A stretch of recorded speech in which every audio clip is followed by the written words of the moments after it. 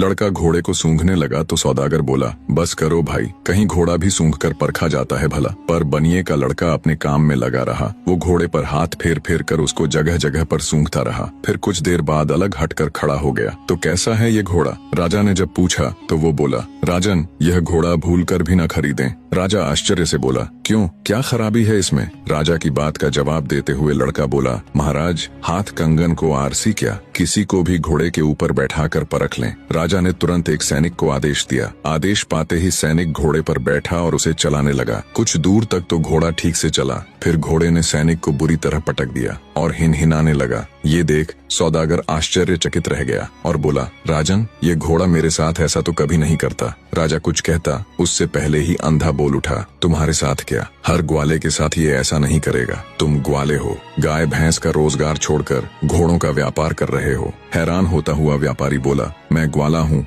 ये बात तुमको कैसे पता चली? अंधा बोला, यह घोड़ा तुम्हारे ही घर जन्मा है, इसके माँ बाप भी तुम्हारे पास ही थे। तुमने इस घोड़े को भैंस का दूध पिलाया है। इसकी महक लेते ही मैं समझ गया था, इसलिए मैंने महाराज को ये घोड़ा खरीदने से मना किया। सौदागर चकित रह गया। बनिए का अंधा लड़का एकदम सच कह रहा था। सौदागर ने हाथ जोड़कर राजा से क्षमा मांगी और चुपचाप अपने घोड़े को ले वहां से चला गया। सारा माजरा देख राजा उस बनिए के लड़के से बहुत प्रसन्न हुआ। उसने आदेश दिया, इसकी खुराक दुगुनी कर दी जाए और इसके रहने सहने का प्रबंध और अच्छे से कर दिया जाए। अब बनिए के तीनों लड़के बड़े ठाठ से राजा के यहाँ रहने लगे। एक दिन एक जौहरी राज दरबार में आया। उसने अनेकों प्रकार के हीरे जवाहरात राजा को दिखाने शुरू कर दिए। जौहरी के दिखाए कुछ हीरे राजा की बहुत पसंद आए। राजा ने तुरंत अपने सैनिकों को आदेश दिया कि बनिए के दूसरे लड़के को बुलाकर लाओ। बनिए का दूसरा अंधा लड़का आया। राजा ने उसे अपनी पसंद के हीरो को परखने के लिए कहा। वह लड़का टटोल कर परखने लगा। अधिक सुंदर दिखने वाले जवाहरात उसने अलग कर दिए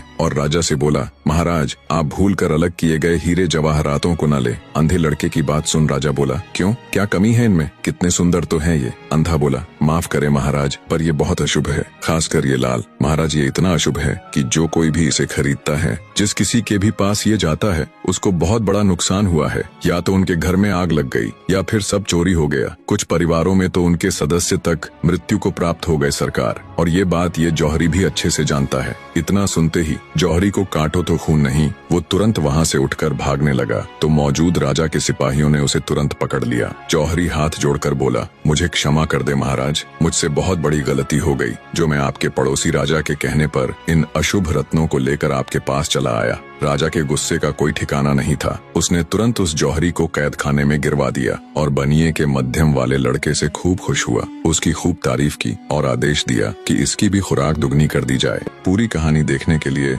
YouTube चैनल ट्रू वर्ड्स पर विजिट करें। चैनल के ऊपर पूरी कहानी आ चुकी है। धन्यवाद।